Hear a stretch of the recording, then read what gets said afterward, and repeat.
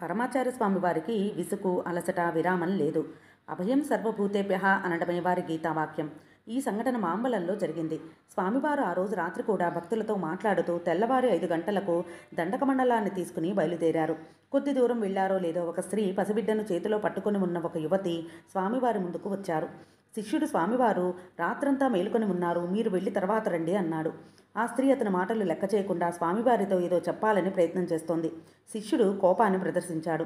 స్వామివారు అతని కేసి చూస్తూ నువ్వు వెళ్ళి ప్రసాదం తీసుకునిరా అని ఆదేశించారు. ఆ స్త్రీ పక్కన ఉన్న యువతి ఆమె కూతురు. యువతి ముందు రోజు ఉదయం ప్రసవించింది. ఆ రోజు ట్రైనులో వెళ్ళిపోవాలి. స్వామివారిని దర్శించి పుట్టిన బిడ్డను వారికి చూపించి ఆశీస్సులు పొందాలని వచ్చింది. స్వామివారికి తన కుమార్తెను పసిబిడ్డను చూపి ఆశీస్సులు ఇవ్వమని అర్థించింది. ఇంతలో ప్రసాదం తీసుకుని శిష్యుడు వచ్చాడు. ప్రసాదం వారికి ఇచ్చి తల్లిని బిడ్డను ఆశీర్వదించారు. వారు వెళ్ళిపోయిన తర్వాత స్వామివారు శిష్యుని వైపు చూస్తూ భగవంతునికి నివేదిస్తే తమ కష్టం పోతుందని ప్రజలకి ఒక నమ్మకం. కానీ భగవత్ సాన్నిధ్యం ఎంతమందికి దొరుకుతుంది? అందుకే వాళ్ళు నా దగ్గరకు వచ్చి నాతో చెప్పుకొని సంతృప్తితో వెళ్తున్నారు. వారి నమ్మకాన్ని నేనెందుకు కాదనాలి? అది కూడా వినలేనప్పుడు నేనెందుకు ఉండాలి?